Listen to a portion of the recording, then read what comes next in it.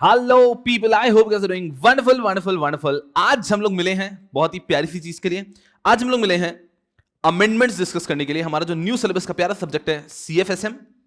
सीएफएसएम उसमें सीएफ के अंदर चेंजेस आ सकते हैं, एसएम तो एसएम है। दूसरा है सीएफएल जो हमारा ओल्ड सिलेबस का सब्जेक्ट है, सीएस प्रोफेशनल का कॉर्पोरेट फंडिंग। तो corporate finance, corporate funding subject more less same है, एकदम मजे से रहना है। सबसे पहली चीज बहुत खास, अमेंडमेंट्स को लेकर कभी भी आपको परेशान चिंतित होने की जरूरत नहीं है। इंस्टीट्यूट जब एक सप्लीमेंट देता है उसमें वो घनघोर चीजें दे देते हैं। जो कुछ अगर अमेंडमेंट एक लाइन का है तो वो उसके लिए 10 लाइन दे देते हैं। कभी कभी जो टॉपिक आपके सिलेबस में नहीं था उसमें कुछ चेंज आया वो भी दे देते हैं। तो आपको निश्चिंत रहना है, मजेदार तरीके से आपके लिए हर अमेंडमेंट का एक सुपर समरी में बना के लेकर आऊंगा जो आपके एग्जाम के लिए रेलेवेंट है। जैसे कि हम कभी अगर सीआरबीआई का अमेंडमेंट फाइल देख लें तो उन्होंने तो 90 पेजेस की अमेंडमेंट फाइल दे दी। अब उसमें उन्होंने क्या कर रखा है, कुछ भी जो कुछ लेटेस्ट मर्जर हुआ है उसके ऊपर उन्होंने 10 पेज का केस स्टडी दे दिया फॉर एग्जांपल। तो आपको निश्चिंत रहना है, आपको एग्जैक्टली क्या पता होना चाहिए बिफोर एंटरिंग द एग्जामिनेशन, उसके लिए एक प्यारा सा कंसाइज सा वीडियो बना के मैं आपके लिए पहुंचा दूंगा ताकि आप जब भी चाहेंगे अमेंडमेंट्स आप इन नो टाइम रिवाइज कर पाएंगे। आज हम लोग बात करने वाले हैं सीएफ के अमेंडमेंट्स। कुछ अहम अमेंडमेंट्स आए हैं इन आईसीडीआर, बाकी सारे अमेंडमेंट्स मिसलिनियस हैं। बहुत ज्यादा ऐसा नहीं है कि चेंजेस होंगे एग्जाम में इंपैक्ट क्रिएट कर पाएंगे, लेकिन कुछ आईसीडीआर के अमेंडमेंट्स हैं वो एग्जामिनेशन में बिल्कुल रेलेवेंट होंगे। तो in very limited time I will try and cover all the amendments. Ensure that you watch this video carefully. और उसके बाद में नोट्स भी आपको डिस्क्रिप्शन बॉक्स में मिल जाएंगे, तो आपको कभी भी अगर अमेंडमेंट्स को रिवाइज भी करना है in no time, in 10 minutes you will be able to revise all the amendments. चलो यार, आते हैं हम लोग बात करते हैं सीएफएसएम के अमेंडमेंट्स की, या फिर हम उसको कह सकते हैं कॉर्पोरेट फंडिंग के अमेंडमेंट्स की। चलिए, these amendments are applicable for everyone who's writing their examination in December 24 and onwards. चलो, यस यारा, टोटल 11 अमेंडमेंट्स मैंने बाइफरकेट किए हैं। All of these 11 amendments are relevant for new syllabus. Old syllabus के बच्चों के लिए जो दो अमेंडमेंट है 9 और 10 ये रेलेवेंट नहीं होंगे। तो 9 और 10 को मैंने पर्पल में हाईलाइट कर दिया है। तो अगर कोई बच्चा ओल्ड सिलेबस का है, कॉर्पोरेट फंडिंग पढ़ना चाहता है, तो उसको भी सारे अमेंडमेंट्स तो पढ़ने, सिर्फ 9 और 10 नहीं पढ़ना होगा। और न्यू सिलेबस के बच्चों को तो अजी सब कुछ ही पढ़ना है, आपको 1 to 11 सब कुछ पढ़ के एग्जाम के लिए जाना है। अरे अरे अरे, आई होप पहली चीज तो आपकी प्रिपरेशन बहुत जबरदस्त चल रही है। अमेंडमेंट से कभी भी घबराना नहीं है, आपको अपनी प्रिपरेशन पे भरोसा रखना है। अमेंडमेंट्स तो इन नो टाइम मस्ती से हो ही जाएंगे। और जब आज का सेशन हम कंप्लीट करेंगे, ये 1 to 11 अमेंडमेंट्स आपके टिप्स पे रहेंगे। ऐसा आपको दर दर दर दर दर दर याद कर सकते हैं अपन को। चलिए आते हैं सबसे पहला अमेंडमेंट। अरे कुछ काम करिए, 11 अमेंडमेंट्स मुझे आपको पढ़ाने हैं, उसमें से पहला अमेंडमेंट आ गया है no use. The first amendment says simply, जब भी स्पेसिफाइड सिक्योरिटीज की लिस्टिंग होती है, जब भी स्पेसिफाइड सिक्योरिटीज की लिस्टिंग होती है, the reduction of timeline for listing of shares in public issue from existing T+6 to T+3। तो पहले कैसा होता था कि जब आपका क्लोजिंग ऑफ इशू होता था, वहां से 6 डेज के अंदर the securities must be listed, ऐसा था। पहले कैसा था, जब आपका इश्यू क्लोज हो रहा है उसके 6 डेज में T+6, T मतलब जिस दिन क्लोज हो गया है उसके 6 दिनों के अंदर T+6 के अंदर आपके सिक्योरिटीज मस्ट बी लिस्टेड। अब उस टाइमलाइन को रिड्यूस कर दिया गया है और अब इनका कहना है कि 6 दिन नहीं मिलेंगे आपको, सिर्फ 3 दिन मिलेंगे। जिस दिन आपका इश्यू क्लोज होता है उसके 3 दिनों में your specified security should be listed on stock exchange. काफी आसान, खत्म हो गया amendment. This is the first amendment. कितना आसान है। पहला अमेंडमेंट इतना सा कहता है कि अर्लियर क्लोजर से 6 दिन के अंदर आपको सिक्योरिटीज को स्टॉक एक्सचेंज पे लिस्ट कर देना चाहिए था, but now everything has become seamless and automatic, so you can get it done within 3 days। You have to get it done within 3 days। तो जिस दिन क्लोज होगा उसके 3 दिन के अंदर लिस्ट हो जानी चाहिए। और आप कोई भी कमिंग सिक्योरिटीज की लिस्टिंग में इसको चेक भी कर सकते हो। You will see in real life also, closer से 3 दिन के अंदर लिस्टिंग हो जाती है। अरे तूफान, एक अमेंडमेंट हो गया सर, इस तरह से तो आप 15 मिनट में अमेंडमेंट कंप्लीट कर दोगे। अजी नहीं नहीं नहीं नहीं नहीं, कुछ अमेंडमेंट है, दे विल टेक टाइम, ठीक है। दूसरा अमेंडमेंट, ये भी ऐसे ही फुद्दू अमेंडमेंट है। अमेंडमेंट्स को मार्क करते हैं। पहला अमेंडमेंट फुद्दू अमेंडमेंट, बहुत ही फुद्दू अमेंडमेंट है, बहुत ही आसान है, 1 मिनट में कंप्लीट हो जाता है।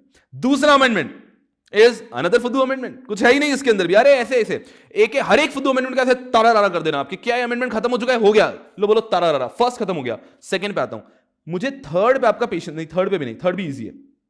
फोर्थ पे आपका पेशेंस चाहिएगा।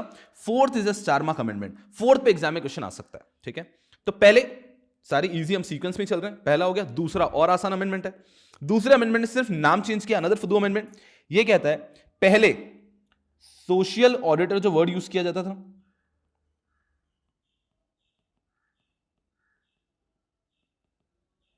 या फिर सोशल ऑडिट फर्म जो वर्ड यूज किया जाता था, ये यूज किया जाता था फॉर सोशल स्टॉक एक्सचेंज। जो आपके सोशल स्टॉक एक्सचेंज नया फंडा आया है, पहले था हमारा मेन बोर्ड, एसएमई और आईजीबी। अब कल्चर आ रहा है बहुत ज्यादा सोशल स्टॉक एक्सचेंज का। आप लोगों ने ईएसजी में, सीएसआर में, इन सब्जेक्ट्स के बारे में पढ़ाई होगा। तो सोशल स्टॉक एक्सचेंज के अंदर जो ऑडिट करते हैं उनको सोशल ऑडिटर या सोशल ऑडिट फर्म कहा जाता था। इनका बस नाम चेंज कर दिया है, इनको नाम चेंज कर दिया। सोशल ऑडिटर जहां जहां लिखा है अब उसकी जगह आप चेंज करके कर देंगे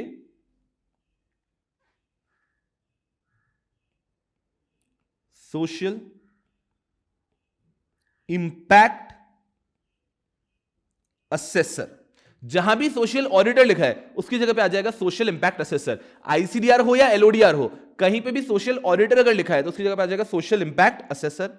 और जहां भी सोशल ऑडिट फर्म लिखा है उसकी जगह पे आ जाएगा सोशल इंपैक्ट असेसमेंट फर्म। ये अमेंडमेंट भी एक फुदू अमेंडमेंट है। इसका आपके कहीं रेगुलर नोट्स के अंदर या फिर इसका कोई डायरेक्ट एग्जामिनेशन के अंदर रिलेवेंट आने वाला नहीं है, बट ठीक है, आपको पता होना चाहिए कि सोशल ऑडिटर की जगह सोशल इंपैक्ट असेसर कहा जाता है, सोशल ऑडिट फर्म की जगह सोशल इंपैक्ट असेसमेंट फर्म कहा जाता है। बस नाम चेंज कर दिया। और एक और छोटी सी चीज ये कहना चाहते हैं यहां पे कि सोशल स्टॉक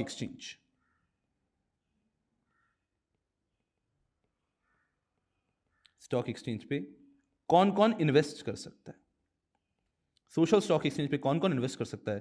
तो अब ये कहना चाहते हैं कि सोशल स्टॉक एक्सचेंज पे इन्वेस्ट कर सकते हैं हमारे रिटेल इन्वेस्टर्स भी।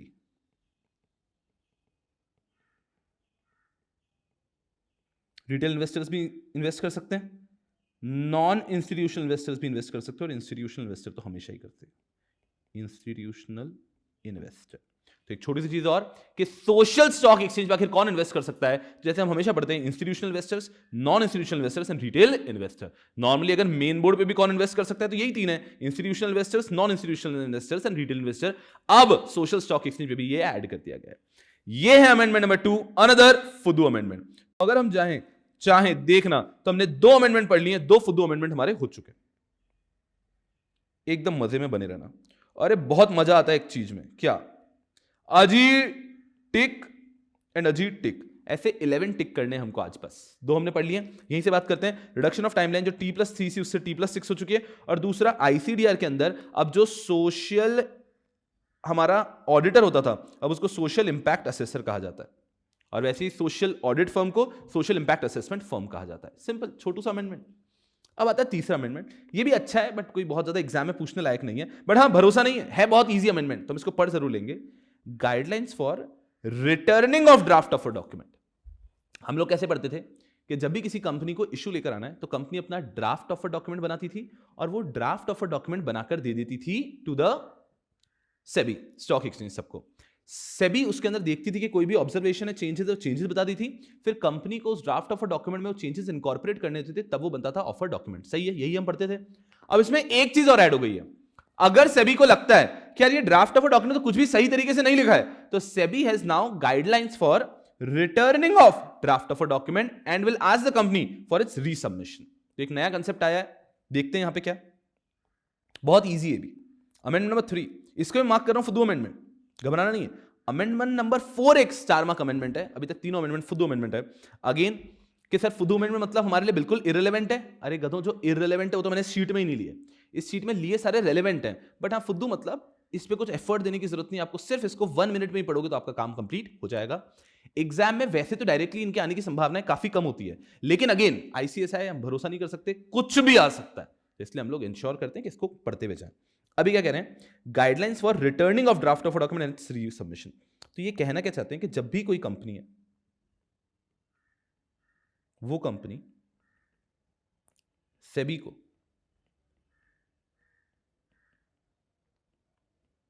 ड्राफ्ट ऑफ अ डॉक्यूमेंट देगा, तो हम हमेशा क्या पढ़ते थे, सेबी 30 डेज के अंदर उसमें ऑब्जर्वेशन देगा। अब यहां पे नया कंसेप्ट आ चुका है, सेबी पहले चेक करेगा कि ड्राफ्ट ऑफ अ डॉक्यूमेंट में जैसा होना चाहिए वैसा है या नहीं है। अगर वैसा नहीं है तो अब प्रोविजन आ चुका है कि SEBI can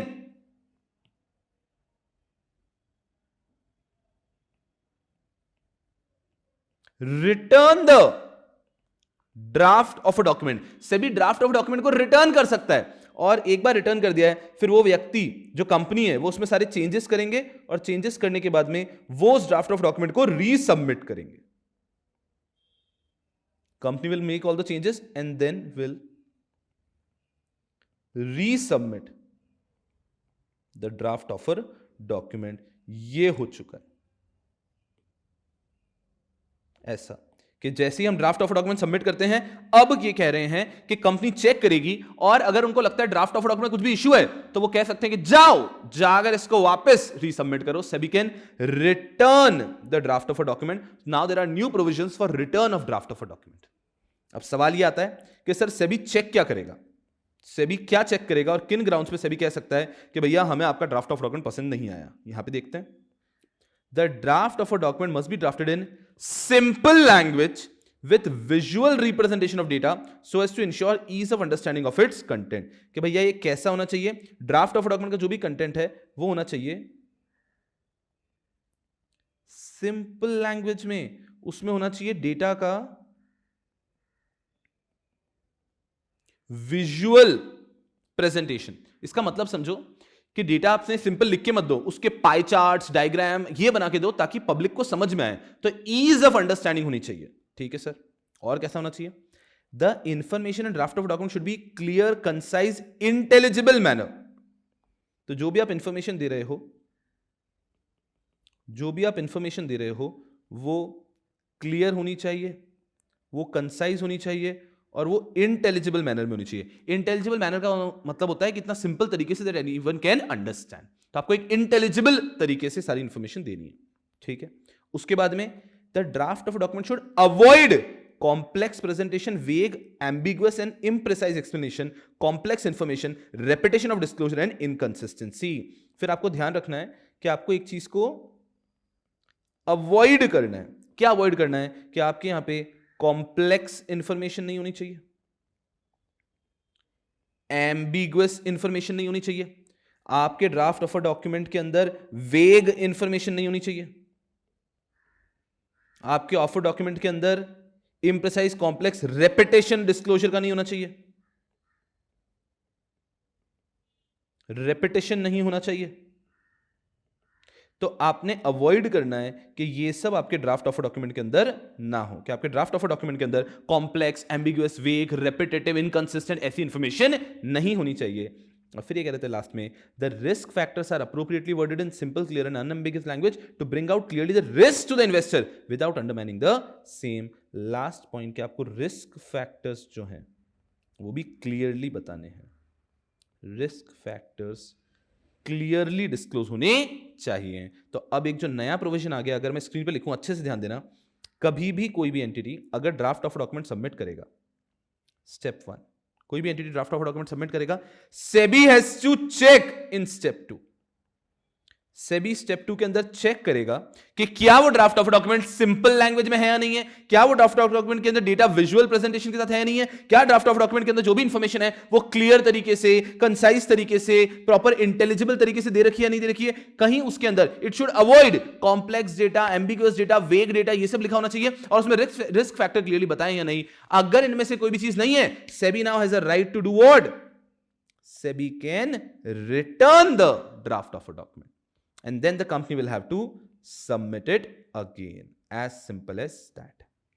And this is a wonderful amendment with respect to guidelines for return of draft of a document. कि draft of document कब return कर दिया जाएगा. आपको समझ आ रहा है? बहुत इजी, इसीलिए इसको फुदू अमेंडमेंट बोला है. बहुत ज्यादा आसान है. उसके बाद में रीसबमिशन. जब आप रीसबमिट करने के लिए लाएंगे तब छोटी मोटी चीजों का ध्यान रखना है. मेन पॉइंट्स यहां पे कवर हो गए. मतलब अगर इस पे कभी एग्जाम में क्वेश्चन आ गया तो आपको ये पार्ट याद होना चाहिए, ये पूरा पार्ट. कि सिंपल, जो मैंने नीचे समरी भी उसी चीज की बनाई है, ये पार्ट अगर आपको याद है तो कोई प्रॉब्लम ही नहीं है कि ड्राफ्ट ऑफ अ डॉक्यूमेंट कैसा होना चाहिए, अदरवाइज रिटर्न हो जाएगा. फिर छोटी मोटी चीजें और है कि जब आप रीसबमिट करोगे तब आपको कुछ एक्स्ट्रा फीस देने की जरूरत नहीं है. आपने पहले फीस दे दी है, बेस्ट है. अगर आप बाद में रीसबमिट नहीं कर रहे हो तो फीस रिफंड भी नहीं होगी. तो आपने जब ये पहला ड्राफ्ट ऑफ डॉक्यूमेंट सबमिट किया होगा तब 100% इसके साथ में फीस तो दी होगी. तो अब जब आप रीसबमिट कर रहे हो तब कोई फीस देने की जरूरत नहीं है. और अगर आप कहते हो मुझे रीसबमिट ही नहीं करना तो कोई फीस का रिफंड भी नहीं होगा. हाउएवर सेबी के कुछ रूल्स होते हैं कि अगर आपने ड्राफ्ट ऑफ डॉक्यूमेंट को चेंज किया तो चेंज पे फीस लगता है, तो चेंज का फीस देना है, अदरवाइज आपको ऐसा नहीं है कि पहली बार जो फीस दिया तो पूरा फीस वापस देना है, नहीं। उसके बाद में कोई रिफंड नहीं होता फाइलिंग फीस का, मैंने बताया आपको। उसके बाद में जब आपने रीसबमिट कर दिया ड्राफ्ट ऑफ अ डॉक्यूमेंट, उसके 2 दिन के अंदर आई एम सॉरी, जब भी आपने रीसबमिट कर दिया ड्राफ्ट ऑफ अ डॉक्यूमेंट को, उसके 2 दिन के अंदर you to make a public announcement as per ICDR कि भैया हमने ड्राफ्ट ऑफ डॉक्यूमेंट रीसबमिट कर दिया। एंड लास्ट, आपको एक रिटर्न इंटीमेशन अपने सेक्टर रेगुलेटर को भी देना है कि हमारे साथ ऐसा हो गया था, हमारा प्लान, हमारा जो ड्राफ्ट ऑफ डॉक्यूमेंट है रिजेक्ट हो गया था, कुछ भी नहीं। तो अगर मैं बताऊं इसमें आपको कुछ ध्यान रखने की जरूरत है, कुछ भी नहीं। आपको 2 दिन के अंदर एक पब्लिक अनाउंसमेंट देना है, छोटा सा ध्यान रख लिया। आपके फाइलिंग फीस का कोई रिफंड नहीं होता है और आपको कुछ एक्स्ट्रा भी फीस देने की जरूरत नहीं है रीसबमिशन के दौरान, एकदम बस इसे। मैं आपको अपनी रिटर्न फाइल के, मैं जो अमेंडमेंट नोट्स उसके 2 फाइल दूंगा, एक मेरा रिटर्न फाइल ये और एक अनरिटन फाइल, ठीक है। अगर आपके पास समय है तो अनरिटन फाइल डाउनलोड करके प्रिंट करना और ये सब चीजें आप खुद लिख देना। हर इंपॉर्टेंट अमेंडमेंट की मैं समरी भी दूंगा ताकि आप बाद में रिवाइज करते रहें, एग्जाम के एक दिन पहले आप सिर्फ समरी से देखोगे तो भी आपको याद आ जाएगा। अगर एक बार ये वीडियो अच्छे से देखा है, and as I said I will try कि वीडियो को कम से कम समय में आपके पूरे अमेंडमेंट्स कवर करा दूं और उसके साथ में समरी भी बनवा दूं ताकि जब आप रिवाइज करना चाहें आप 10 मिनट के अंदर सारे अमेंडमेंट्स को रिवाइज कर पाएं, ठीक है। तो आप मजे में रहो। और ये हाईलाइट कर दिया, सिर्फ हाईलाइटेड पार्ट को भी रीड किया हमने तो भी हमारा काम हो जाएगा, ठीक है। ये पूरा अपन हाईलाइटेड मान लेते हैं। जिसका समय कम है वो सीधा मेरे रिटर्न फाइल का भी प्रिंट आउट ले सकता है। चलो, अब आता है आज का इंपॉर्टेंट अमेंडमेंट। हम लोग 3 अमेंडमेंट पढ़ चुके हैं, तीनों अमेंडमेंट काफी आसान थे, ऐसा नहीं था कि जिसके अंदर हमें कुछ खास देखने की जरूरत थी। अब आता है हमारा चौथा अमेंडमेंट और अभी समय हो रहा है 8:57, दिस इज 25 नवंबर। आज का दिन काफी इंपॉर्टेंट है। आज का दिन मार्केट अभी खुलेगा धुआंधार तरीके से। इट इज 8:57, अगले 3 मिनट में मार्केट खुलने वाला है।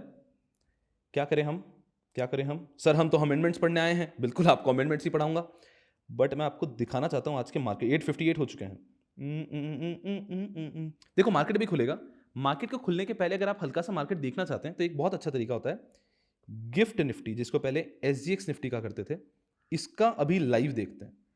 चलो, गिफ्ट निफ्टी अगर आप समझोगे सिंगापुर स्टॉक एक्सचेंज पे लिस्टेड होता है, तो हमारा मार्केट भले 9 बजे खुलता होगा, ये उसके पहले खुल चुका है। हमारा मार्केट 9 बजे खुलता है, ये उसके पहले खुल चुका है।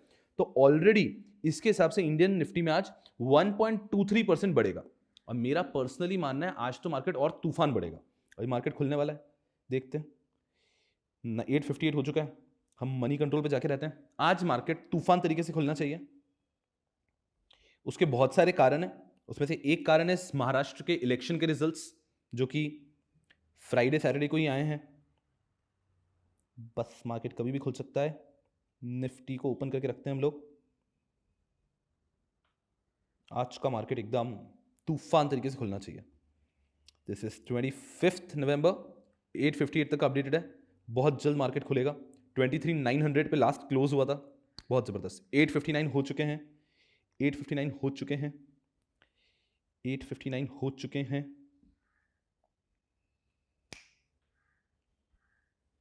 सर ऐसे देखते रहेंगे क्या इसको? हम लोग क्या कर सकते हैं बताओ आपको। जी न्यूज मार्केट लाइव,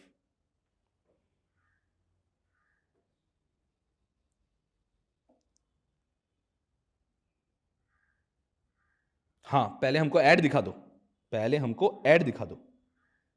दोस्तों साड़ी मिलेगी सीधा मैन्युफैक्चरर से, देख सकते हैं इस प्रकार से साड़ी का लुक होने वाला है। वाइन कलर जो कि सबका पसंदीदा कलर होता है, सबका एक फेवरेट कलर। प्री ओपनिंग बस ये आपको दिख रहा है, ऊपर मार्केट खुलने वाला है। ये गिफ्ट निफ्टी दिखाया इन्होंने भी, अभी गिफ्ट निफ्टी दिखा हुआ है। मार्केट 42 सेकेंड्स में खुलने वाला है। बस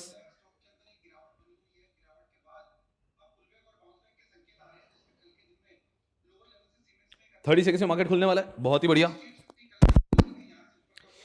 चलो, आज का मार्केट काफी अहम है, इसके लिए हम लोग देख रहे हैं। हम रोज सुबह नहीं करते क्लास में, ठीक है। आज का मार्केट काफी अहम है। आज इट इज एक्सपेक्टेड कि मार्केट बहुत ही तूफान खुलेगा। नॉर्मली मार्केट ऐसा खुलता नहीं है। लेट्स सी, 10 सेकेंड में मार्केट खुलने वाला है।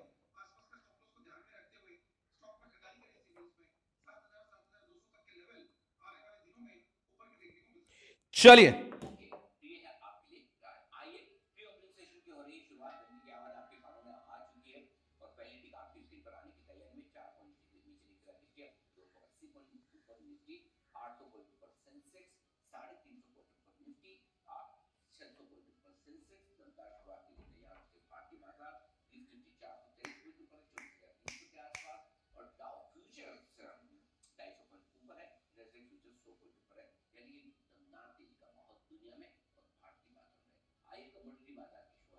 क्या बात है, तूफान। 300 पॉइंट्स से शुरुआत हुई है निफ्टी की। आप नॉर्मली कभी भी ऐसा मार्केट ओपनिंग नहीं देखेंगे। क्या बात है, तूफान। और हम क्या, यस, तकरीबन 380 पॉइंट से ओपनिंग है। 1.6% से मार्केट ओपन हुआ है। तूफान तूफान ओपनिंग मार्केट की, क्या बात है। अब हम लोग आते हैं यहां पे, ठीक है, फुर्सत में बैठेंगे कभी तो एनालाइज करेंगे क्यों हुआ। बहुत सारे कारण है इसके ये होने के, बट हाँ, इंटरनेशनल वॉर थोड़ा पीस पे आ चुका है। चाइना का मार्केट में ओवरसोल्ड हुआ है बिकॉज ऑफ यूएस की कुछ पॉलिसीज। तो वहां से जब ओवरसोल्ड मार्केट होता है, वहां पे जब लोग पुल बैक करते हैं, तो भी इंडिया के अंदर एक पॉजिटिव एंटिटी आती है, एंट्री करने के लिए आते हैं लोग। उसके बाद में इलेक्शन, जैसे कि मैंने आपको बताया, बहुत सारे रिजल्ट्स हैं, जिसके कारण आज का मार्केट बहुत प्यारा होने वाला है, ऐसी अपेक्षा है। और यहां पर मैं न्यूज चैनल नहीं चला रहा हूं, तो मैं पढ़ाना कंटिन्यू करता हूं। अमेंडमेंट नंबर 4 जो हमारे लिए रेलेवेंट है, star mark amendment. SEBI issue of capital disclosure requirement regulation 2024 का अमेंडमेंट आया है, अमेंडमेंट रेगुलेशन 2024। तो आईसीडीआर हमारा नॉर्मल 2018 का है, उसमें 2024 का ये अमेंडमेंट पढ़ रहे हैं। काफी इंपॉर्टेंट अमेंडमेंट है। चलो, ये अमेंडमेंट पढ़ने के पहले कुछ प्रोविजन याद दिला देता हूं। This is the most important amendment आज के सारे अमेंडमेंट्स के अंदर, जो आपको ऑलरेडी पता है। मिनिमम प्रमोटर कॉन्ट्रीब्यूशन, सही बात है, जिसका गोल्डन परसेंटेज होता है 20% ऑफ पोस्ट इश्यू कैपिटल। हम लोगों ने डिटेल में पढ़ा हुआ है। डिपेंड करता है, अगर आईपीओ है तो हम कैसे कैलकुलेट करते हैं, एफपीओ है तो राइट इश्यू तो कैसे कैलकुलेट करते हैं, ये सब ठीक है। लेकिन अगर गोल्डन परसेंटेज बोलूं तो minimum promoter contribution is 20% of post issue capital. उसमें हम लोग पढ़ते हैं कि promoter has to contribute this, या फिर प्रमोटर के पास में होते हैं 5 हेल्पर भी।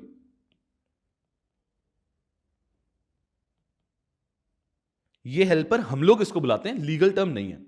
ये जो 5 हेल्पर होते हैं, ये 5 लोग भी प्रमोटर की मदद कर सकते हैं। ये कौन होते हैं, याद करो। Alternative investment fund, foreign venture capital investor, schedule commercial bank, public financial institution, insurance companies. Foreign venture capital investor, alternative investment fund, schedule commercial banks, financial public financial institutions and insurance companies. ये 5 helper होते हैं। ये helper मिलके लेकिन maximum contribute कर सकते हैं to 10%। 10% of issue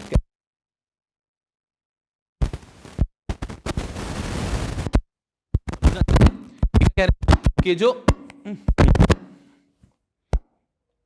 helper आ सकते हैं और हेल्पर कंट्रीब्यूट कर सकते हैं, but maximum 10% of post issue capital. तो 20% प्रमोटर को लेना होता है, पर 20 में से अगर प्रमोटर चाहे तो 10% इनको बोल सकता है और 10% खुद ले सकता है। अमेंडमेंट क्या है, ये तो आपने पूरा पढ़ा हुआ था। और साथ में आपने ये भी पढ़ा होगा कि इन सब के ऊपर, मिनिमम प्रमोटर कंट्रीब्यूशन और हेल्पर के ऊपर लॉक इन लग जाता है for 18 months. And if the substantial money has been used for capital expenditure, तो 18 मंथ्स की जगह 3 इयर्स हो जाता है। ये तो याद आ रहा है आपको।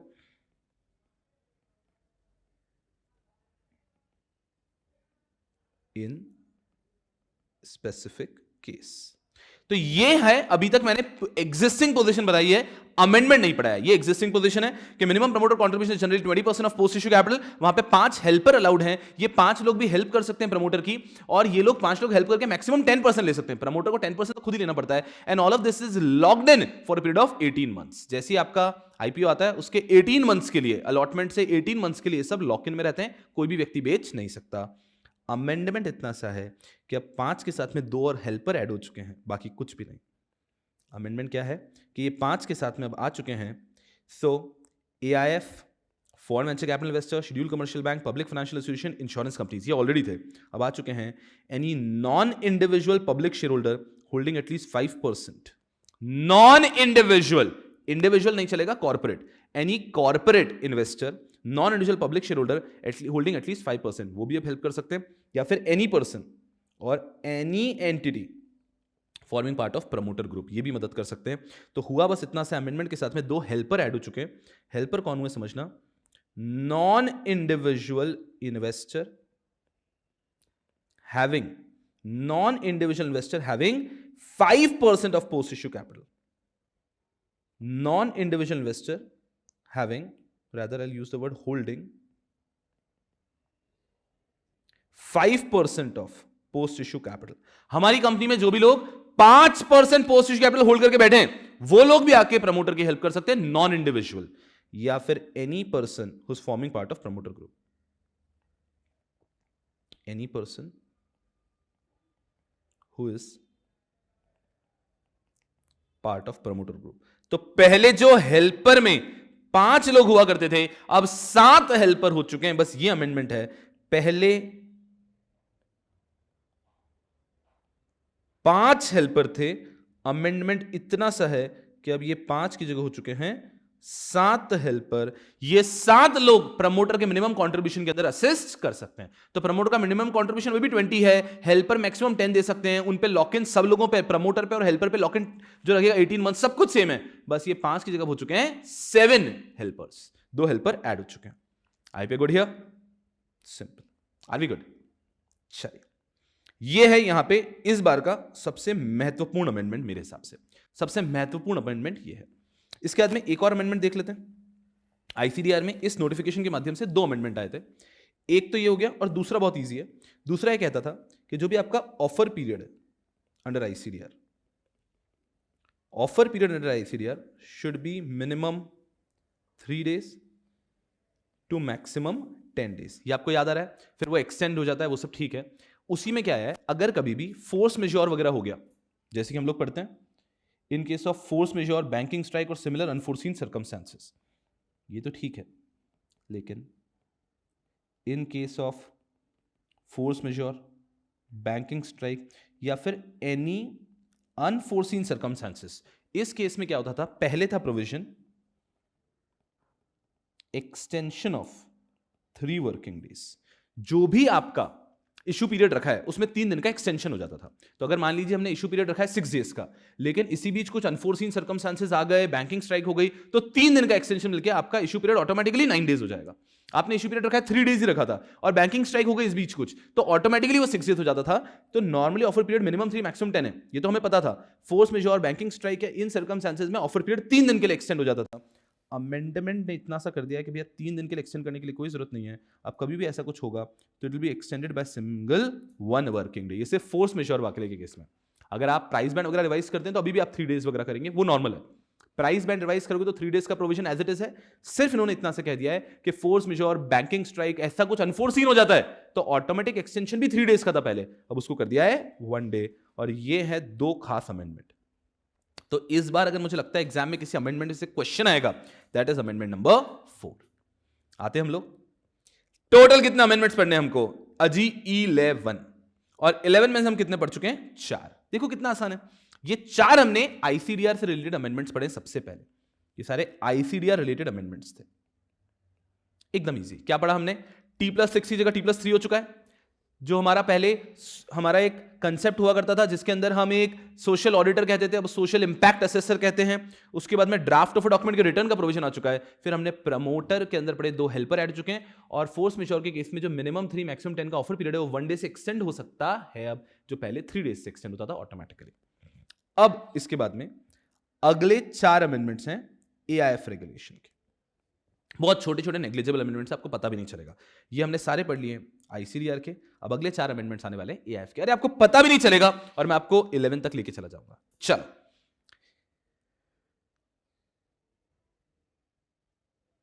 $346, 350 पॉइंट की तूफान बढ़त। चल, क्या बात है, आज का मार्केट तूफान है, जबरदस्त एकदम।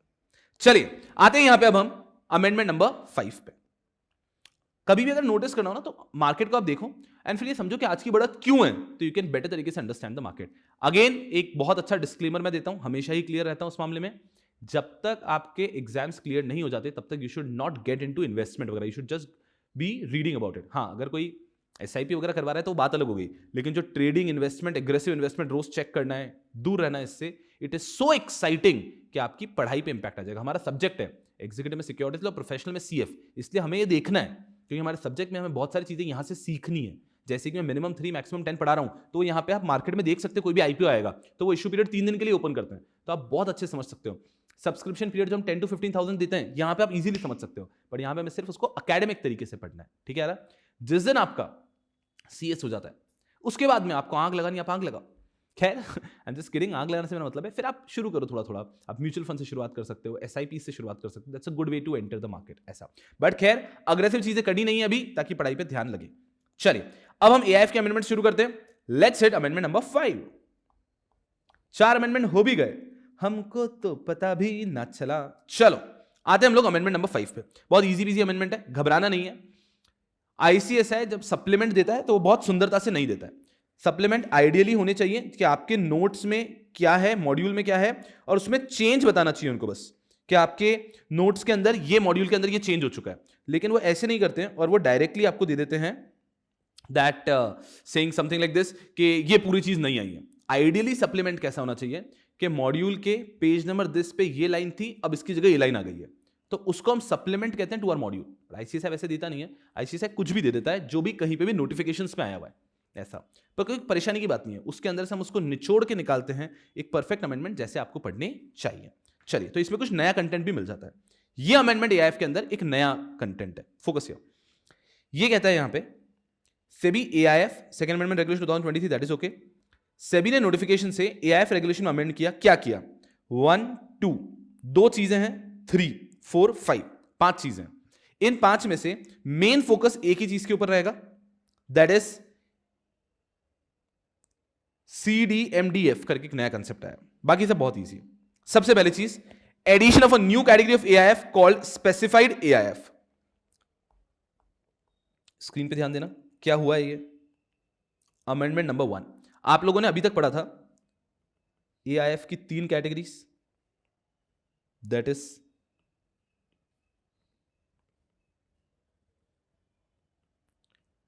AIF category 1, AIF category 2, AIF category 3, ये आपने पढ़ा था। अब क्या हो चुका है, एआईएफ की एक और कैटेगरी आ चुकी है। एआईएफ कैटेगरी 1 2 3 के साथ एक और कैटेगरी जिसका नाम उन्होंने रखा है एआईएफ के अंदर specified AIF, and this is specified AIF. ऐसे करके 4 कैटेगरीज हो गई है, ऐसा समझो आप बस। अब इसके आगे कुछ भी नहीं है, तो इस पे एग्जाम में क्वेश्चन आना काफी कठिन है। बट हाँ, 3 कैटेगरीज के साथ में एक और कैटेगरी आ चुकी है specified AIF, that is the first amendment, done. अभी मॉड्यूल में उन्होंने पूरा कंटेंट ऐड नहीं किया, बस ये बताया कि स्पेसिफाइड एआईएफ करके एक नई कैटेगरी आ चुकी है, तो स्पेसिफाइड एआईएफ पे ऐसा क्वेश्चन तो नहीं आ सकता है। अब दूसरी चीज, एक और चीज चालू हुई है, ये है समझना अच्छे से, introduction of corporate debt market development fund. अब एआईएफ के अंदर ही नई कैटेगरी ऑफ एआईएफ में इंट्रोड्यूस हुआ है, वहां पे एक नया फंड आया है, corporate debt market development fund. अब इसको समझते हैं अच्छे से, पूरा फोकस यहां पे मेन यही है। आई डोंट थिंक इस पे भी क्वेश्चन आएगा, लेकिन ये है जो एटलीस्ट क्वेश्चन पूछने की संभावनाएं बनाते हैं। Corporate debt market development fund, अच्छे समझना, कॉर्पोरेट डेट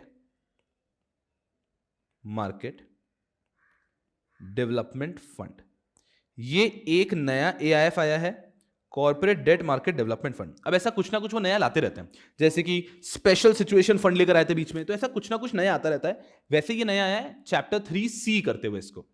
सो corporate debt market development fund, अब इसके क्या फीचर्स हैं हमें वो निकालना है। तो एक नया एआईएफ का फंड आया है, डिटेल्स पूरी अभी तक करिकुलम में है नहीं, इन्होंने हमें क्या क्या डिटेल दी है वो देखते हैं। It is a new category of AIF has been introduced where investment shall be made as per chapter 3C। So ये दे रखा है कहां पे, ये हम देखते हैं कहां दे रखा है, ये दे रखा है in chapter 3C of AIF regulation. बहुत मजे से, एकदम मजे से देखना हर एक चीज को, ठीक है ना। समरी इतनी अच्छी बनाएंगे कि आप सिर्फ उसको भी पढ़ोगे तो आपका काम हो जाएगा बाद में, एक बार वीडियो अच्छे से समझने के बाद।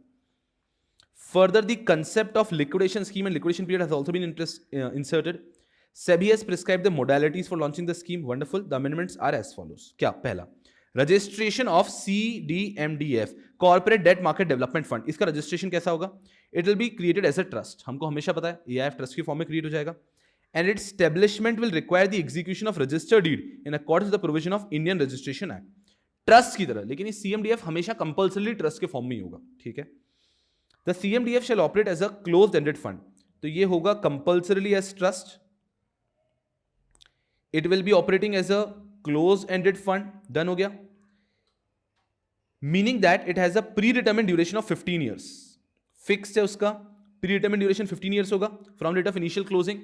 फंड ओपन हुआ जब क्लोज हो गया, वहां से 15 दिन का, 15 साल का फिक्स रहेगा, क्लोज एंडेड फंड रहेगा।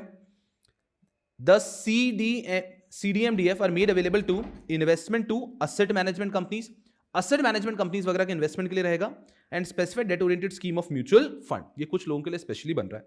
हम लोगों ने क्या देखा, चलो इसकी बात करता हूं। अगर मैं corporate debt market development fund, सबसे पहली चीज हो गई, it has to be formed as a trust, formed as a trust. ये कंपल्सरी ट्रस्ट के फॉर्म में बनेगा, बन गया सर ट्रस्ट के फॉर्म में। और उसके बाद में it will be a closed ended fund, ये भी क्लियर हो गया कि वो ट्रस्ट के फॉर्म में होगा, एक क्लोज्ड एंडेड फंड होगा, डन हो गया। उसके बाद में ये कह रहे हैं close ended fund with a pre determined time period of 15 years. उन्होंने कहा है हम वैसा वैसा कर रहे हैं, इन्होंने पूरा डिटेल नहीं दिया, जो उन्होंने अमेंडमेंट शीट में दिया उसमें कह दिया it will be a with a time pre determined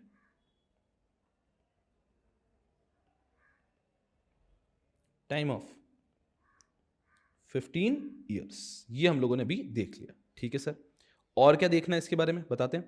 investment condition, the corporate debt market development fund shall purchase corporate debt securities, ये कॉर्पोरेट डेट सिक्योरिटीज ही खरीदेगा। तो ये corporate debt market development fund है, ये कंपल्सरीली कॉर्पोरेट डेट सिक्योरिटीज खरीदेगा, debentures ही खरीदेगा। From the specified debt oriented scheme of mutual fund which meets the following eligibility criteria, eligibility criteria meet होगा वैसे म्यूचुअल फंड से खरीदेगा। Corporate debt security shall be listed and have an investment grade rating, कि सिर्फ ऐसे corporate debt securities में invest करेगा जो कि लिस्टेड है और इन्वेस्टमेंट ग्रेड रेटिंग है। रेटिंग मिलती है तो रेटिंग में बहुत सारे A++ माइनस तो होता है, और उसमें कैटेगरी होती है इन्वेस्टमेंट ग्रेड के इन्वेस्टेबल है, एंड होता है नॉन इन्वेस्टमेंट ग्रेड कि आप इन्वेस्टमेंट नहीं करना चाहिए। तो कम से कम उनकी रेटिंग इन्वेस्टमेंट ग्रेड की होनी चाहिए। उसके बाद में the residual maturity shall not exceed 5 years, जिस दिन आप खरीद रहे हो उस दिन से उस सिक्योरिटी का 5 ईयर से ज्यादा का टेन्योर बचना नहीं चाहिए। तो आप 5 साल से बड़े टेन्योर के इंस्ट्रूमेंट में इन्वेस्ट नहीं कर सकते। And last, the securities where there is no material possibility of default और एडवर्स क्रेडिट न्यूज और व्यूज, प्रैक्टिकली डिफॉल्ट की कोई पॉसिबिलिटी नहीं है, सिर्फ वहां आप इन्वेस्ट करोगे। आते हैं यहां पे कि ये जो corporate debt market development fund है ये इन्वेस्ट कहां करेगा, तो उसको लेके बताते हैं कि इन्वेस्ट करेगा लिस्टेड डेट सिक्योरिटी में जिसकी रेटिंग होनी चाहिए कम से कम इन्वेस्टमेंट ग्रेड की, ठीक है। उसका minimum residual tenure, minimum residual tenure जो है वो आपका होना चाहिए 5 ईयर्स का, and there is no possibility of default.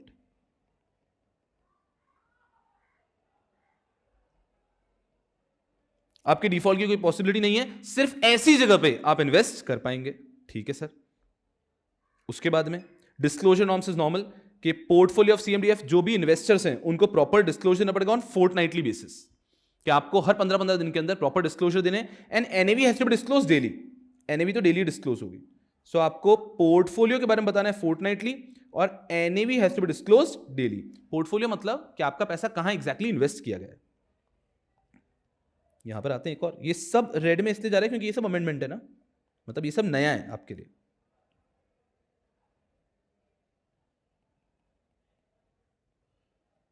Disclosure होंगे आपके फोर्टनाइटली बेसिस पे, बट एनएवी डिस्क्लोज करना है डेली। फोर्टनाइटली बेसिस पे आपको पोर्टफोलियो बताना है कि आखिर इस एआईएफ ने कहां कहां इन्वेस्ट किया, वो आपको फोर्टनाइटली बेसिस पे बताना है, and NAV has to be disclose daily, ठीक है सर। सर बस ये खत्म हुआ क्या? बिल्कुल हाँ। कंप्लायंस विद गवर्नेंस मैकेनिज्म, आपको इंश्योर करना है कि एक ट्रस्टी कंपनी को आप अपॉइंट करो, the appointment of both the board of directors of trustee company and the manager of the CDMDF necessary prior approval from SEBI। SEBI के साथ अप्रूवल के बाद में आप ट्रस्टी कंपनी को अपॉइंट कर दोगे और मैनेजर को अपॉइंट कर दोगे। Appointment of trustee company and manager ये करोगे with prior approval of SEBI। With approval of SEBI. अब यहां पे देखो अच्छे से, this is a new concept for you, बहुत अच्छे से समझना। ये क्या कहता है कि एआईएफ में एक नया फंड आ चुका है, corporate debt market development fund. अब इसमें क्या है, चैप्टर 3C पूरा नया चैप्टर है। इन्होंने हमें क्या बताया, it has to be formed as a trust. ठीक है सर, ट्रस्ट के मामले में हम ट्रस्ट की तरह फॉर्म कर देंगे। It has to be a close ended, इसका प्रीटर्म टेन्योर 15 ईयर्स का होगा। ठीक है सर, उसके बाद में इन्वेस्ट कहां करेगा, लिस्टेड सिक्योरिटी जिनका कम से कम इन्वेस्टमेंट ग्रेड का रेटिंग होगा, रेसिडुअल वैल्यू सिक्योरिटी की 5 साल से कम नहीं होनी चाहिए, 5 साल से ज्यादा नहीं होनी चाहिए रादर। उसके बाद में आपका जो नो पॉसिबिलिटी ऑफ डिफॉल्ट, आपकी डिफॉल्ट की कोई पॉसिबिलिटी नहीं है, वहीं पे आप इन्वेस्ट करोगे। जहां पे नेगेटिव न्यूज की कोई पॉसिबिलिटी नहीं, वहीं पे आप इन्वेस्ट करोगे। फिर ये कहते हैं डिस्क्लोजर, कि आपको डिस्क्लोजर देना है फोर्टनाइटली बेसिस पे कि कहां इन्वेस्ट किया है पोर्टफोलियो के बारे में, और एनएवी तो जैसे नॉर्मल होता है ऐसे डेली ही आपको देना होगा। उसके बाद में कह देते हैं कि आपको अपॉइंट करना होगा trustee company and manager company को विद अप्रूवल ऑफ सेबी। तो it's a completely new fund. ये मतलब अगर आईसीडीआर के बाद मुझे लगता है किसी पे सवाल पूछ सकते हैं, अगर बनाना चाहिए, क्वेश्चनेबल जो है वो ये है कि इस पे वो क्वेश्चन पूछ जरूर सकते हैं। और एआईएफ में मैं बहुत सारे अमेंडमेंट्स पढ़ाऊंगा, लेकिन एआईएफ में काम का अमेंडमेंट बस यही है। ऐसा है सेड कि अमेंडमेंट से कभी भी आपको घबराना नहीं है, लेकिन होता यह है कि जब वो अमेंडमेंट पूछते जाते हैं तो वो कुछ भी पूछ लेते हैं अमेंडमेंट। ऐसा नहीं है कि वो सिर्फ अमेंडमेंट सप्लीमेंट में वो जब देते हैं तो ऐसा नहीं है कि सिर्फ आपके रेलेवेंट अमेंडमेंट देते हैं, वो कुछ भी दे देते हैं। हमको सबको अच्छे से पढ़ के जाना है to be on a safer side in the examination. And again as I promise कि आप जब इसको रिवाइज करने लगोगे तो आपको 10 मिनट में रिवाइज हो जाएगा, ऐसे में अमेंडमेंट्स करवा के दूंगा। ये होने के बाद बाकी से बहुत इजी है। अब देखो अमेंडमेंट नंबर 3, ये तो आपने नहीं भी पढ़ा तो चलता है, पर मैं आपको पढ़ा जरूर देता हूं। ये कह रहा है कि एआईएफ के यूनिट्स कंपल्सरीली अब इशू होंगे, कैसे, डीमैट फॉर्म में। All the units of AIF should be issued in demat form. अब इन्होंने रूल कब से लाए हैं, अगर अक्टूबर 31 से, जिनका कॉर्पस 500 करोड़ से ज्यादा है उनको करना है, बाकियों को अप्रैल 30 से करना है, नवंबर से करना है, May 2024 ऑनवर्ड्स करना है। भैया ये सारी डेट्स जा चुकी है, हम कहां हैं, हम नवंबर 2024 में, तो ये सारी डेट्स अब जा चुकी है, तो इट इज प्रैक्टिकली इररिलेवेंट। हम तो ऐसा पढ़ते हैं all the units of AIF should be in demat form.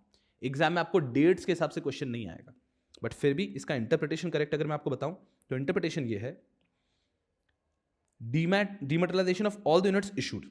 ठीक है, आपने जो भी एआईएफ ने पहले से यूनिट्स इशू कर रखे हैं उनको 31 अक्टूबर 2020 तक सारे यूनिट्स को डीमैट में कन्वर्ट कर देना है। अगर आपका साइज 500 करोड़ या उससे ज्यादा है, अगर आपका साइज 500 करोड़ से कम है तो आपको इसके लिए एक्स्ट्रा टाइम दे दिया है अप्रैल 30, 2024। तो अदरवाइज तो 2023 लास्ट ईयर ही आपको कन्वर्ट कर देना था अगर आप बड़े एआईएफ हैं। छोटे एआईएफ को एक्स्ट्रा टाइम मिला है अप्रैल 30, 2024। उसके अलावा जो एआईएफ नए यूनिट्स इशू कर रहे हैं नवंबर 1 के बाद में, उनको जिनका 500 करोड़ से बड़े हैं उनको कह दिया था आपको अब नए यूनिट्स डीमैट में ही करने हैं, और जो 500 करोड़ छोटे हैं उनको कहा कि आप May 1, 2024 ऑनवर्ड्स आपको सारे यूनिट्स डीमैट में इशू करने हैं।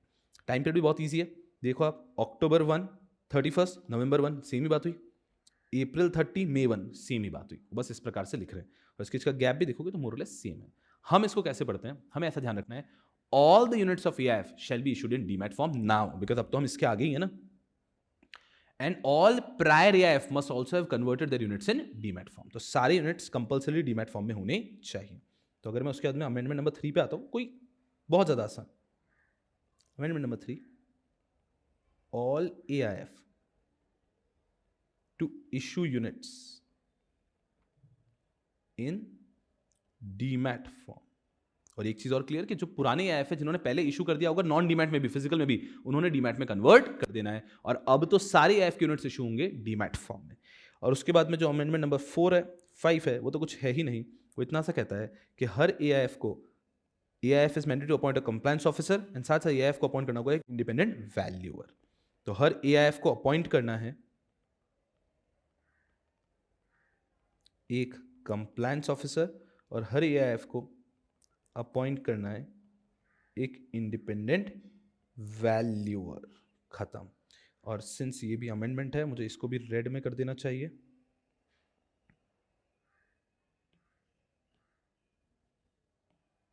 ये जादू मुझसे होगा या नहीं होगा, नहीं हो रहा है, ठीक है कोई बात नहीं। तो ये है हमारे अमेंडमेंट्स इस बार के, कुछ है ही नहीं। एआईएफ के अगर ये अमेंडमेंट देखो तो काफी आसान है। अमेंडमेंट नंबर 2 पे एक्स्ट्रा फोकस करना है, तो मैं जब स्टार मार्क भी लगा रहा हूं तो मैं सिर्फ इसके ऊपर स्टार मार्क लगा रहा हूं। अमेंडमेंट नंबर 2 के corporate debt market development fund करके एक नया फंड आ चुका है। आईपीए गुड है, एकदम मजे से। तो हम लोगों ने क्या किया, हम लोगों ने एआईएफ के कुछ अमेंडमेंट्स पढ़े। एआईएफ के 4 सेपरेट बार अमेंडमेंट्स आए थे, ये पहली बार आए थे, यही सबसे इंपॉर्टेंट था, जिसमें ये वाला पूरा आपको अच्छे से आना चाहिए, बाकी सब तो कुछ है ही नहीं। अब बाकी अमेंडमेंट्स छोटे छोटे से हैं, जैसे कि अमेंडमेंट नंबर 6 एआईएफ का कहता है validity period of approval granted by SEBI to AIF and venture capital fund. ये क्या कहता है, कुछ बहुत ज्यादा रेलेवेंट नहीं, बट ऐसा समझो, सेबी से कोई भी एआईएफ परमिशन लेता था कि हमको ओवरसीज इन्वेस्टमेंट करना है, तो सेबी ने परमिशन दी, उस परमिशन के 6 महीने के अंदर आपको ओवरसीज इन्वेस्टमेंट करना होता था। बिल्कुल ठीक है। Now this 6 months has been reduced to 4 months। SEBI reduce the validity period of approval given to AIF and venture capital fund for making overseas investment to 4 months from 6 months at present. तो अभी ये होता था कि सेबी ने जैसे approval दिया है उसके 6 महीने का समय मिलता है एआईएफ को ओवरसीज इन्वेस्टमेंट के लिए। तो अगर मुझे ओवरसीज इन्वेस्टमेंट करना है तो मैं सेबी के पास गया कि है सेबी ओवरसीज इन्वेस्टमेंट करना है। सेबी ने कहा चलो ये तो मैं 100 करोड़ की लिमिट दी, वो 100 करोड़ का इन्वेस्टमेंट मुझे 6 months के अंदर करना होता था। अगर मैं 6 months में नहीं करता था तो सेबी फिर वो लिमिट वापस लेके किसी और को भी दे सकता है। अब उन 6 months को रिड्यूस करके कर दिया 4 months। तो अब कोई भी एआईएफ अगर सेबी से अप्रूवल लेता है तो एआईएफ को 4 महीने के अंदर ओवरसीज एक्चुअल इन्वेस्टमेंट करना है। This is amendment number 6। Now we move on to amendment number 7। काफी आसान है, just give me a second. ठीक है,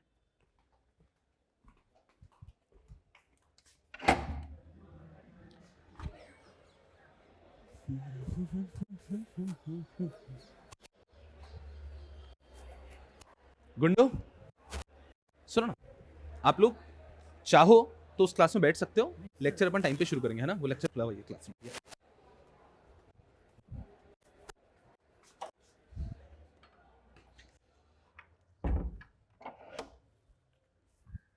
हेलो हेलो, यस यारा, हेलो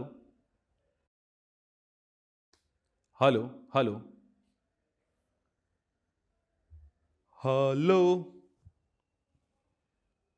यार, अभी तक आवाज प्रॉपर आ रही थी ना? यस सर, आ ही रही होगी, ऐसा नहीं हो सकता। चलिए गुंडे, क्या बात है, मार्केट दिखा देता हूं आपको। सेंसेक्स वही 450 पॉइंट की तूफान बढ़त के ऊपर है। चलो आपको कोई शेयर दिखाऊं, अगर भारत का सबसे बड़ा share Reliance industries, Reliance industries अकेला 2.7% की बढ़त के ऊपर है, 1300 रुपए पे। कोई घबराना मत कि सर हमने तो पहले देखा था वो 2500 3000 का था, बोनस इशू के कारण रिलायंस के पर शेयर का प्राइस कम हुआ है, तो घबराने की कोई बात नहीं है। चलिए जबरदस्त, आते हैं हम लोग यहां पे amendment number 7, AIF amendment regulation. बहुत छोटू सा अमेंडमेंट है, इसका भी बहुत चिंता करने की जरूरत नहीं है, बट इसको अच्छे से कवर करते हैं हम लोग।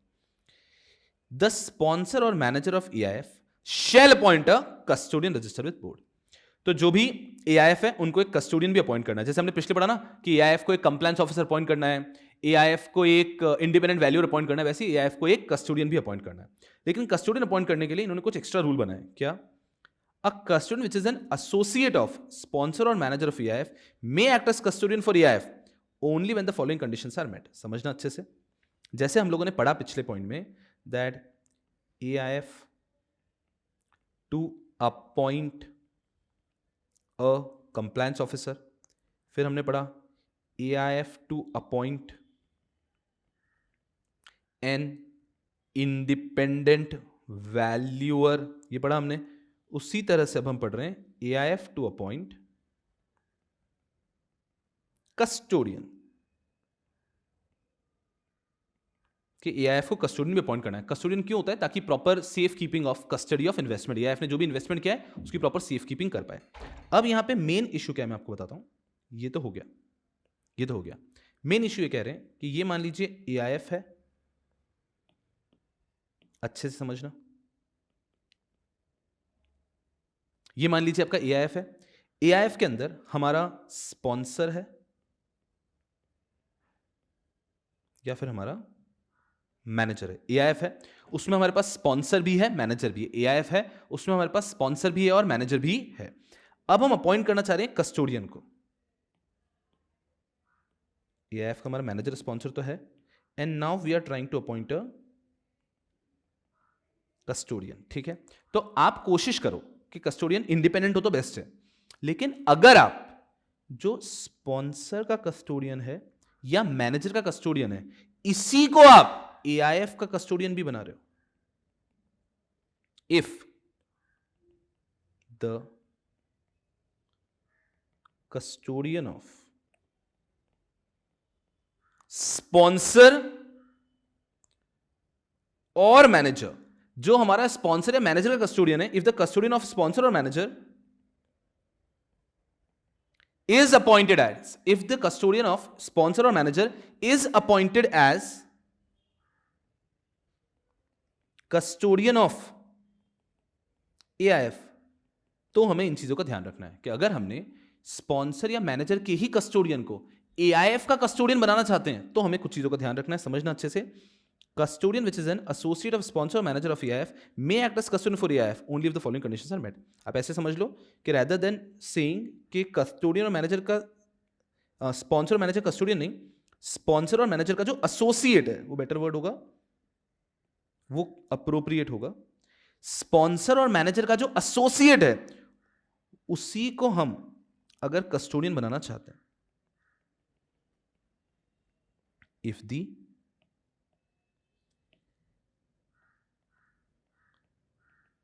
associate of sponsor और manager is appointed as custodian, तो आप ऐसे समझो कि हमें कोशिश ये करना है कि कस्टोडियन एक इंडिपेंडेंट पर्सन हो, हमें कोशिश करना है कि कस्टोडियन एक इंडिपेंडेंट पर्सन हो। लेकिन अगर हम AIF के मैनेजर या फिर स्पॉन्सर के एसोसिएट को ही AIF का कस्टोडियन बनाना चाहते हैं तो हमें कुछ चीजों का ध्यान रखना है। तो क्या चीजों का ध्यान रखना है वो अब देखो मैं, दैट द स्पॉन्सर और manager has a net worth of at least 20,000 crore at all point of time. तो ये जो स्पॉन्सर वगैरह है अच्छे से ध्यान देना, मैं इसको कलर चेंज करना वरना नहीं रेड में ही लेते हैं, क्लियर है अमेंडमेंट। तो जो स्पॉन्सर मैनेजर्स हैं इन लोगों का मिनिमम नेटवर्थ होना चाहिए कितना, 20,000 crore at all point of time.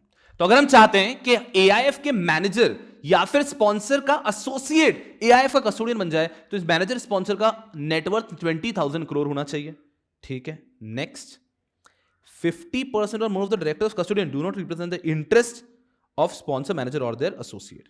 जो हमारा कस्टोडियन है उसके जो BOD होंगे minimum 50% of BOD must not show interest from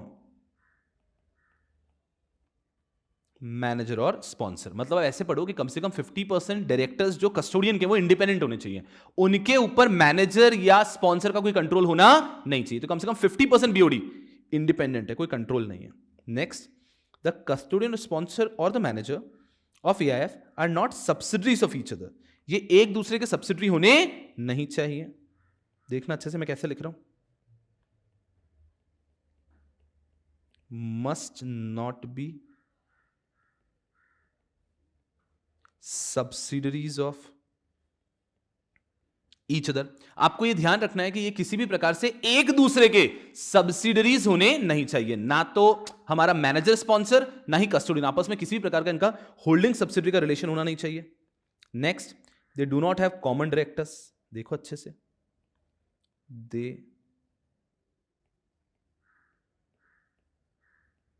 do not have common directors। हमारे यहां पे और यहां पे कॉमन डायरेक्टर्स नहीं होने चाहिए। ऐसा नहीं होना चाहिए कि जो कस्टोडियन के अंदर डायरेक्टर्स हैं उसी वही लोग डायरेक्टर्स हैं मैनेजर या स्पॉन्सर में भी, इट इज नॉट अलाउड। और last, they have to sign an undertaking that they shall act independently. Both of them will have to sign an undertaking that they will act independently. Are we understanding this? This is the easiest way to read this topic. Don't do that, don't do that, don't do that. जो मैंने भी diagram बनाया, चलो खैर ये हम लोग ले ही लेंगे, आपको डायग्राम प्रॉपर्ली मिल जाएगा। This is the easiest way of reading this topic.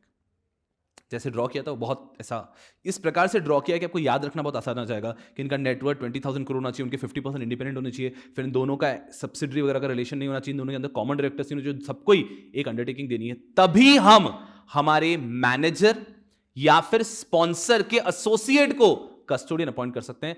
However amendment में तो हमने इतना सा पढ़ा है कि AIF के अंदर एक कंप्लायंस ऑफिसर भी होना चाहिए, AIF में एक वैल्यूअर भी होना चाहिए, पिछली जगह पढ़ लिया था, AIF में कस्टोडियन भी होना चाहिए। लेकिन अगर आप उस कस्टोडियन को सेम व्यक्ति जो कि एसोसिएट है मैनेजर या स्पॉन्सर का उससे अपॉइंट करना चाहते हो तो कुछ एक्स्ट्रा चीजों का ध्यान रखना है, जो हमने प्यारा सा यहाँ पे एक डायग्राम बनाया।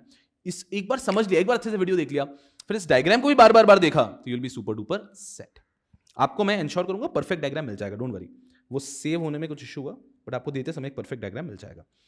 एआईएफ के मुझे आपको एक और अमेंडमेंट बनाता है। तो एआईएफ की टोटल 4 अमेंडमेंट है, ये लास्ट चौथा अमेंडमेंट है एआईएफ का, इसको अच्छे से पढ़ लो।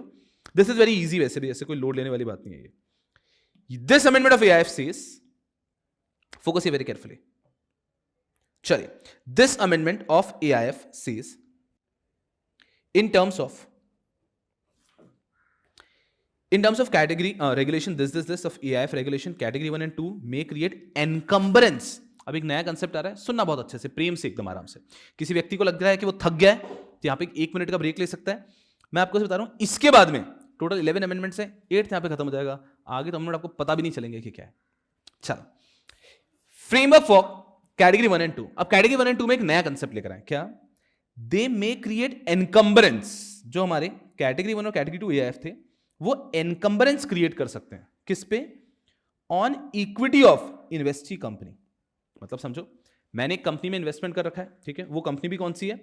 विच is in the business of development, operation, management of project in any of the infrastructure subsector listed in harmonised master list of infrastructure issued by central government for the purpose of borrowing by such investee company। सुनना बहुत अच्छे से, ये क्या कह रहे हैं, पहले कंसेप्ट अच्छे से समझ लो। कंसेप्ट अगर अच्छे से समझ लिया तो आपको काफी आसान हो जाएगा। EIF कैटेगरी 1 एंड कैटेगरी 2, ठीक है, इन्होंने क्या कर रखा है, एक इन्वेस्टी कंपनी है, एक इन्वेस्टी कंपनी है, उस इन्वेस्टी कंपनी में इन्वेस्टमेंट कर रखा है इन इक्विटी शेयर्स। ये इन्वेस्टी कंपनी भी इन्वेस्ट कर रही है इन इंफ्रा प्रोजेक्ट्स, और इंफ्रा प्रोजेक्ट्स भी वो वाले हैं जो सेंट्रल गवर्नमेंट ने बताए। तो infra projects as specified central government, वैसी इन्वेस्टी कंपनी में एआईएफ ने अगर इक्विटी शेयर्स में इन्वेस्ट कर रखा है।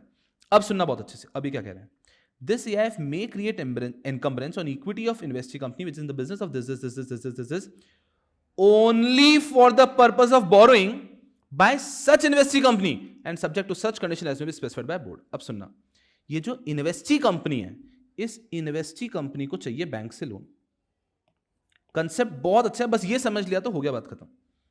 इस इन्वेस्टी कंपनी को चाहिए, मान लीजिए, बैंक से लोन, बैंक ही लिखता हूं, इस इन्वेस्टी कंपनी को चाहिए बैंक से लोन। अब जब इन्वेस्टी कंपनी को लोन लेना है और इंफ्रास्ट्रक्चर बिजनेस में है, तो प्रोजेक्ट को लोन की जरूरत है और गवर्नमेंट के लिए भी जरूरत है कि इंफ्रास्ट्रक्चर डेवलप हो। अब इन्वेस्टी कंपनी के पास सिक्योरिटी देने के लिए नहीं है, तो इन्वेस्टी कंपनी क्या कह सकती है, हे आईएफ, तुम तो हमारे साथ लंबे समय तक हो, तुम्हारे पास जो हमारी कंपनी के शेयर्स हैं, उसी को आप इस बैंक को दे दो। Equity shares of the investee company can be encumbered to secure the loan। ये है कंसेप्ट। कंसेप्ट आई होप सबको अच्छे से समझ में आ रहा है कि हमने जिस इन्वेस्टी कंपनी में इन्वेस्ट किया है, उसी इन्वेस्टी कंपनी को लोन की जरूरत है। वो इन्वेस्टी कंपनी भी इंफ्रास्ट्रक्चर प्रोजेक्ट में स्पेसिफाइड बाय सेंट्रल गवर्नमेंट, और उस इन्वेस्टी कंपनी को ही लोन की जरूरत है। इन्वेस्टी कंपनी के पास में कोई सिक्योरिटी नहीं है, तो वो एआईएफ को रिक्वेस्ट कर सकती है। एआईएफ के पास जो इक्विटी शेयर्स है इन्वेस्टी कंपनी के, वो उसी को सिक्योरिटी के रूप में देकर और उस बैंक से लोन दिलवा सकते हैं इन्वेस्टी कंपनी को। This is a very common thing which is practice in foreign. जैसे कि फॉरेन में क्या करते हैं, promoter, for example Elon Musk के टेस्ला के शेयर्स हैं, टेस्ला को ही लोन की जरूरत है। इलॉन मस्क अपने ही शेयर्स, जो टेस्ला के शेयर्स हैं, वो बैंक को एज कोलैटरल देता है और बैंक से टेस्ला के लिए लोन ले लेता है। तो वैसा ही कुछ कंसेप्ट ये लोग यहां पर लाने की कोशिश की है। बहुत अच्छा कंसेप्ट है। It will take a lot of time. कैसा है कि ऐसा नहीं कि इतनी जल्दी हो जाएगा, बहुत समय लगेगा, बट इट इज अलाउड। तो इन्वेस्टमेंट किया इक्विटी शेयर्स में, and I hope you got a fair idea. बस इतना सा भी ध्यान है तो चलेगा। अब कुछ रूल्स बता देता हूं, बस ये ध्यान है तो हो गया काम, ये कंसेप्ट आपको पता है। Now they are saying existing scheme of category 1 category 2 who have not onboarded any investors prior to April 25 may create encumbrance on equity shares subject to explicit disclosure। कोई लोड नहीं लेना है, आप जब भी करोगे आपको explicit disclosure देना है in private placement memorandum, ठीक है। Any encumbrance already created by scheme of category 1 and 2 prior to April 25 may continue if such encumbrance were created after making an explicit disclosure। आपने disclosure देखी क्या है तो कोई प्रॉब्लम नहीं है। अब ये डेट्स वाले हैं, आपके कुछ काम के नहीं है। In case such encumbrance were created by the scheme of category 1 and 2 without making an explicit disclosure, then consent has to be obtained. तो बस आपको डिस्क्लोजर दे देना था. अगर आपने डिस्क्लोजर नहीं दिया तो आपको कंसेंट लेकर डिस्क्लोजर दे देना. You don't have to worry. Category 1 and 2 AIF shall ensure that borrowing made by investee company against the equity investment encumbered by AIF are utilized only for the purpose of development, operation, management of investee company. कि हमने जो उनको loan लेने में मदद की है वो पैसा सिर्फ वो अपने बिजनेस के लिए इस्तेमाल करेंगे and they can not utilise this to invest in another company. कि हमने जो ये लोन ले, अरे हमारा क्या, तुमको लोन चाहिए था, हमने तो मदद की है, तो this money should be used in your projects compulsory. In case of default by borrower, investee company category 1 AIF shall ensure that the funds of its investor are not subject to any liability over and above the equity of the borrower investee company encumbered by AIF. अगर कल को default होता है तो ये equity shares लेके जाओ, इसके ऊपर की हमारी कोई जिम्मेदारी नहीं है. अगर डिफॉल्ट होता है बैंक लोन में तो एआईएफ की कुछ एक्स्ट्रा लायबिलिटी आनी नहीं चाहिए. लास्ट, अब ये भी आपके कुछ काम करनी है. The pilot standard setting form in consider SEBI shall formulate implementation strategy. That's okay. तो अगर मैं कहूँ तो ये कंसेप्ट आपको समझ में आना चाहिए मेनली, और कंसेप्ट के साथ में कि ये जो लोन लिया है, this loan should be utilised only and only for infrastructure project का डेवलपमेंट. द लोन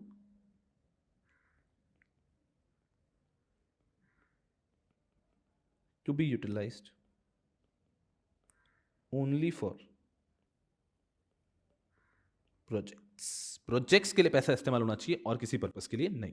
मैं अगर इसमें स्टेप्स दे दूंगा तो शायद आसान हो जाएगा. स्टेप 1, हमने ऑलरेडी इन्वेस्टमेंट तो कर रखा है इक्विटी शेयर्स के अंदर, और ये स्टेप 2 वो ऑलरेडी इंफ्रास्ट्रक्चर प्रोजेक्ट में बिजनेस करता है. अब उनको अगर लोन की जरूरत पड़ रही है तो वो हमारे पास आ सकते हैं और एआईएफ उनकी मदद कर सकता है, क्योंकि एआईएफ का भी उसमें इंटरेस्ट हो ना. एआईएफ का मान लो 20% शेयर्स हैं, 10% शेयर्स हैं, तो एआईएफ उनकी मदद कर सकता है कि हाँ यार लो मैं दे देता हूँ, ताकि आपकी कंपनी ग्रो होगी तो मेरे इन्वेस्टमेंट की वैल्यू भी बढ़ेगी. एंड ये हैं आपके एआईएफ के आखिरी अमेंडमेंट अगर मैं बताऊं तो. अब आपके जो 4 अमेंडमेंट्स बचते हैं,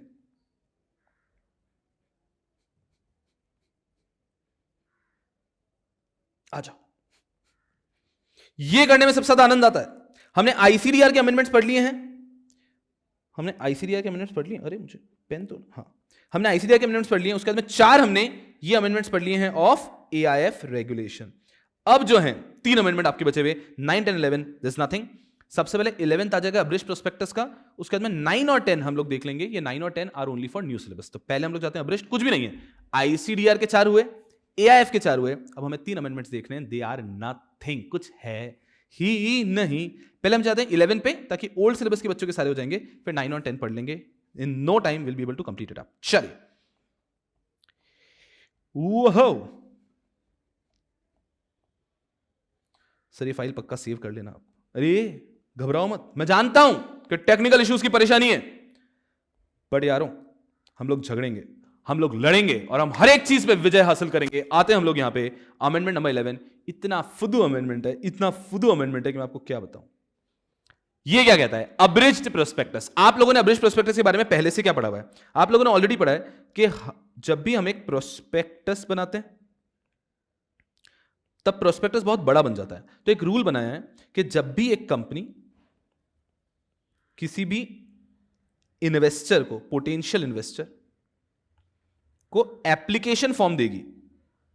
एप्लीकेशन फॉर्म पता है, आईपीओ एफपीओ में अप्लाई करने के लिए एप्लीकेशन फॉर्म देते हैं. उस एप्लीकेशन फॉर्म के साथ में कंपल्सरीली देना होता है एक अब्रिज्ड प्रोस्पेक्टस. ये हमको ऑलरेडी पता है. Abridged prospectus is what? Abridged prospectus is nothing but the summary. हमारे बड़े प्रोस्पेक्टस की ही एक समरी होता है, उसे हम कहते हैं अब्रिज्ड प्रोस्पेक्टस. तो हर एप्लीकेशन फॉर्म के साथ एक अब्रिज्ड प्रोस्पेक्टस होना चाहिए. अब्रिज्ड प्रोस्पेक्टस और रेगुलर प्रोस्पेक्टस के कंटेंट्स को एक्सट्रॉनियस नहीं होना चाहिए. ऐसा नहीं होना चाहिए कि यहां पे कुछ और है वहां पे कुछ और ही है. They should be consistent. Abridged prospectus और प्रोस्पेक्टस हमेशा कंसिस्टेंट होने चाहिए. अब सर अमेंडमेंट क्या है ये बताओ. इतना फुदू अमेंडमेंट है. ये क्या कहते हैं, ध्यान रखो. पहला, copy of abridged prospectus shall be made available to the website of issuer, merchant banker and registrar. आपको ध्यान रखना है कि अब्रिज्ड प्रोस्पेक्टस की कॉपी आपके इश्यूअर, मर्चेंट बैंकर और रजिस्ट्रार के पास भी हो. And there has to be a link for downloading abridged prospectus shall be provided in issue advertisement for the public issue. तो ये अब्रिज्ड प्रोस्पेक्टस की कॉपी वेबसाइट्स पे होनी चाहिए सबके.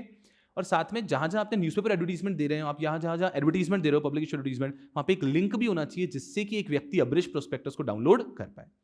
अब देखना अगली चीज, आपके अब्रिश प्रोस्पेक्टस के लास्ट पेज पे क्यूआर कोड होना चाहिए। Too cool. अब्रिश प्रोस्पेक्टस के लास्ट पेज पे एक क्यूआर कोड होना चाहिए। क्यूआर कोड आपको पता है ना, आजकल हर जगह रेस्टोरेंट में भी क्यूआर कोड है। आप कहीं भी जाओगे क्यूआर कोड, इस क्यूआर कोड को स्कैन करने से क्या होगा, आप मेन प्रोस्पेक्टस पढ़ सकते हो। QR code, this will lead to the main prospectus. QR code which will lead to the main prospectus. They're just too cool. कुछ भी नहीं है, छोटू सा। तो जो आपका क्यूआर कोड होगा वो that will lead you to the main prospectus, ठीक है। बाकी आपका अलग अलग फ्रंट पेज वगैरह पे भी जो आपका इश्यू और मर्चेंट बैंक करे क्यूआर कोड हर जगह पे लगा के रखेंगे ताकि कोई भी व्यक्ति अब्रिश प्रोस्पेक्टस और मेन प्रोस्पेक्टस पढ़ सके।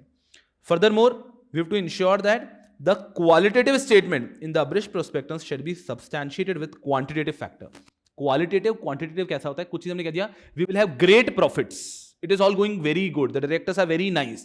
Qualitative, very nice मतलब क्या? They've got 10 years of experience in the same field. Quantitative, तो आप कोई भी क्वालिटेटिव चीज दोगे तो उसके साथ में उसका क्वांटिटेटिव सब्सटैंशिएशन प्रूफ भी देना है, बिकॉज आप जनरल बात बोल दोगे तो चलेगा नहीं।